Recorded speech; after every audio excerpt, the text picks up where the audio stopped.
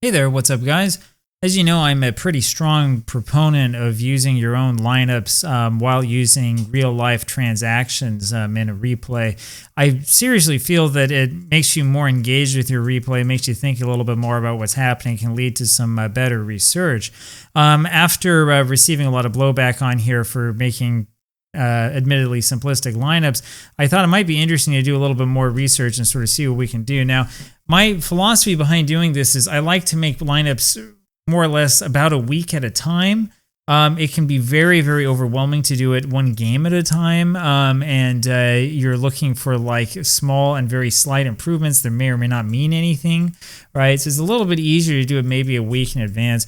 I'll show you basically what I've had here, and this might get a little bit tricky because we're talking about multiple documents from multiple sources. So most basic thing that I have is I have a document, if I can find it here, there we go. This is a LibreOffice document that contains lineups for all the teams. And so here you can see the Boston Doves. I created this as soon as I started this replay.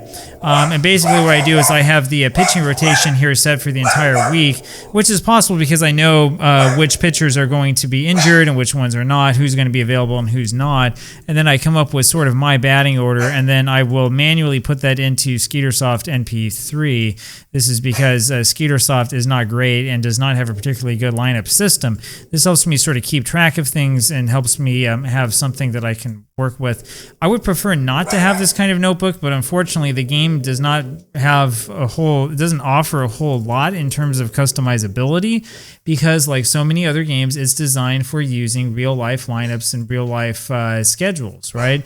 Or as played schedules. If you're trying to use the as scheduled schedule for all of the many reasons I've listed, you know, the game doesn't really work so well for you. It ends up giving you a lot of headache. So today we're not going to look at the Boston Doves. We're going to look together at the Cleveland Naps, and this is one of the teams that it kind of gives me a headache from time to time to look at, and so I think it's a pretty good team to deal with. Now, the other thing I will show you here is another screen I've come up with myself. This is a schedule screen. If you've ever looked at the RetroSheet files for the original as scheduled schedules, you will notice that this looks very, very familiar. I basically took away a lot of columns that were not necessary, and then put in some transactions that I have from the homebrew 1908 Diamond Mine baseball season. Now, before you go nuts about that season and go download it and say this is the final answer, I'm telling you that it's not. There are a lot of problems with the transactions there. For example, this injury to Roger Bresnahan, which lasts for a significant amount of time. I think it lasts for like a week or two. Yeah, until June 7th. This wasn't in the actual in the disk. They missed that one. I mean, when that disc was created, we didn't have the game-by-game information on Baseball Reference that makes it so easy to do this sort of research. But having said this, this was a major transaction that the team really shouldn't have missed. I mean, there's not a huge excuse for this, and it was reported in all the New York newspapers. So, you know, we have problems like that when you just sort of do it by yourself and you're relying on unpaid labor. Anyway, the reason why I do this is because I have to do the transactions by hand. I have to do them by hand because the only way you can use the built-in scheduling utility in NP3 is by playing with the as-played schedule. Now, if you could use the as-scheduled schedule instead, that would solve all the problems and make it a lot easier, but we can't for arbitrary programmer reasons, right? Instead of going and complaining about this, I'd rather make a video about it, let you guys go complain about it, something like that. Anyway, that's kind of the way that it works. It's an inelegant solution, but you know it kind of works, and I've been able to sort of push this forward slowly. Part of me really wants to just sort of like put the replay aside and go dig in and do a lot of transaction research, but I would actually much rather just play the games. We can worry about doing better transaction research with our next replay, I think. I mean, because at some point in time, you just have to sit down and play.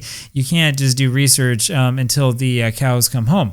So, the next thing that we're going to look at here is we're going to look here into NP3 itself. And so I have this open here. This is a VirtualBox. So here we are in Windows, and here we are with the opening screen. What we really want to look at here is not the roster, but the starting lineups part. So you click over here on Cleveland. There are the Cleveland Naps. And we double click on this, and we hope it doesn't freeze. It doesn't this time around. Sometimes it does freeze. And here is the default lineup that I've created, right? And so you can see here on this screen what the problem is, which is that I can't look at what their statistics are for the replay, which is what I really want to look at because I want to do something that's going to be realistic, right? All I can look at is the default lineup and then this lineup.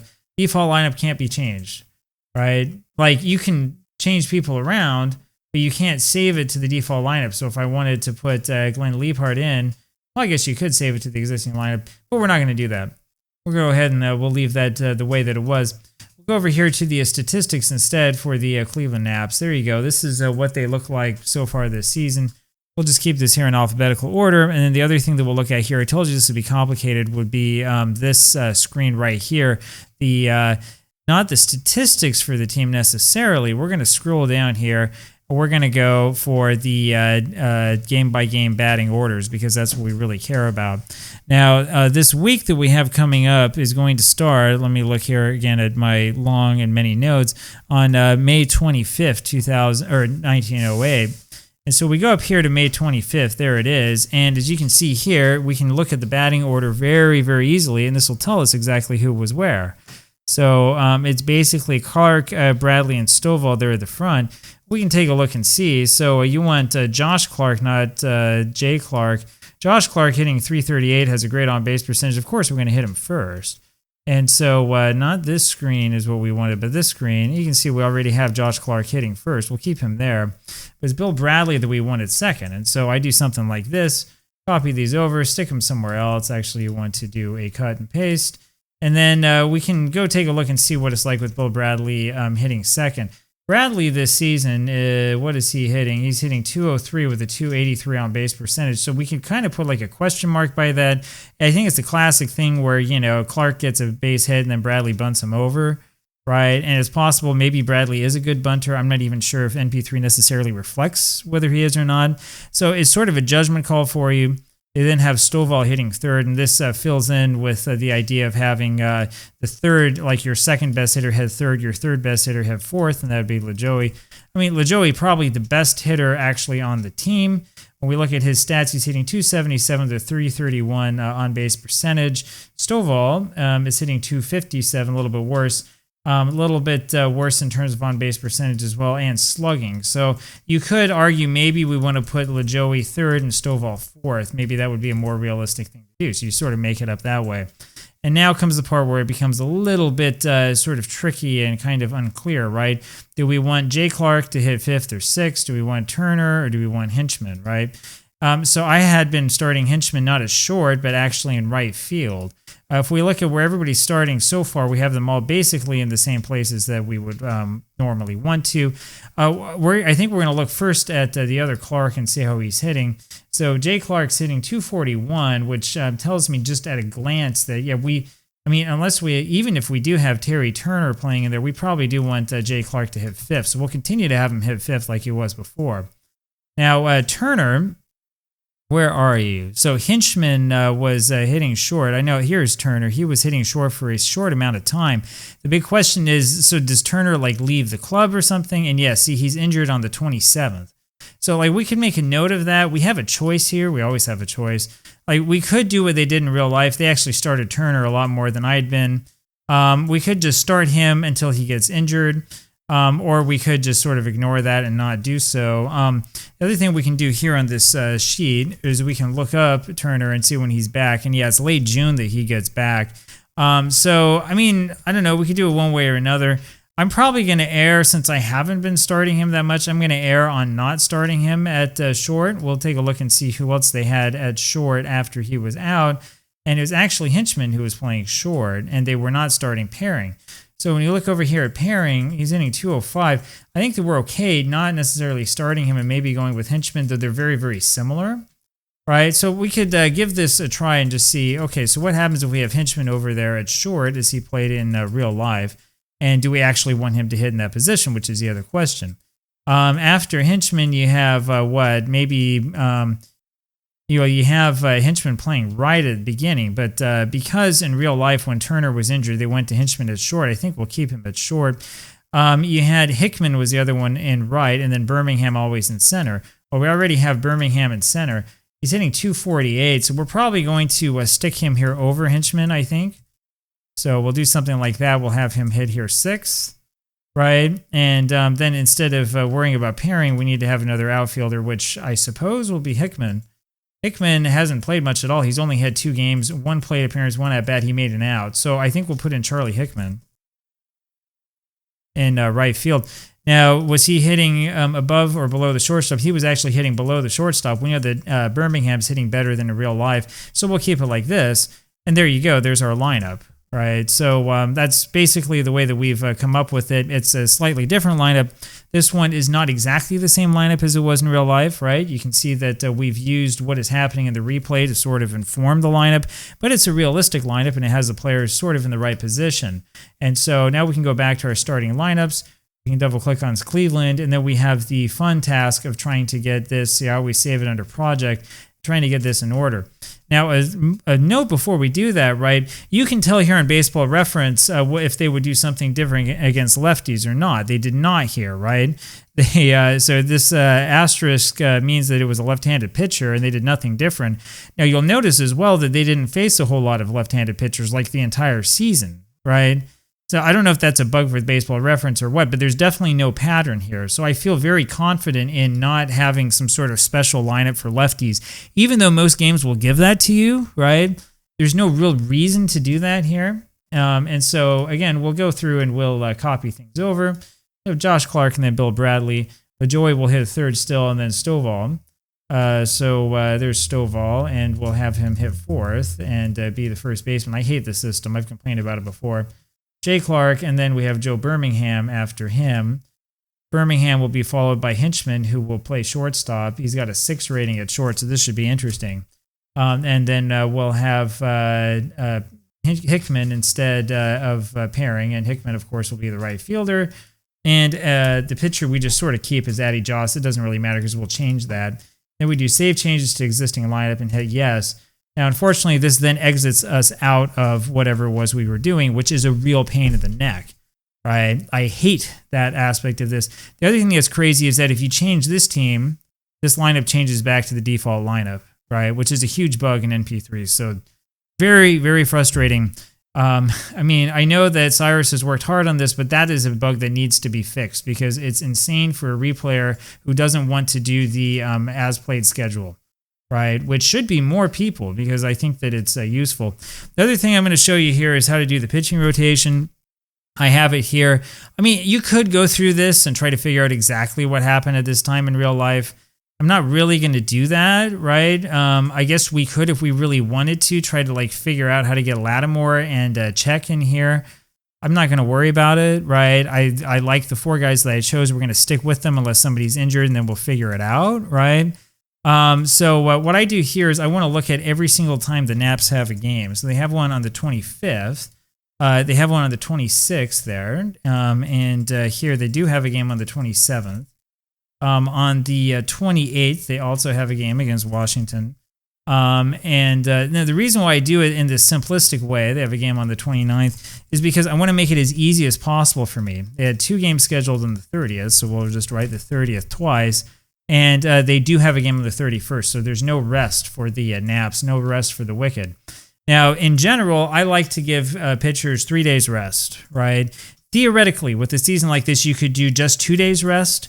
The only time in 1908 I do that is for the White Sox, and that's only for Ed Walsh because we need him to get enough starts, right? He might end up with too many. We'll see what happens. For everybody else, I'm not even going to worry about it because we're not looking at that type of like totally crazy number of starts. So because of that, Joss has, 1-2 days rest. We'll give him the 3rd. We'll have him start here. We had Berger, and that means we could do Rhodes or Liebhart. We'll probably just do Rhodes and do sort of a skip schedule here. So it'll be Berger and actually, you know what? We'll do Liebhart here. This makes a little bit more sense. And then we can do Rhodes and then Liebhart. And then again, we'll do Josh and Berger. And then we'll have to do Rhodes. Now, we'll have to pay attention to this once we get to June because we'll have to sort of see and have an idea of exactly what happened, of exactly how much rest each of these pitchers have. What's probably going to happen is we're probably going to end up having to have a spot starter.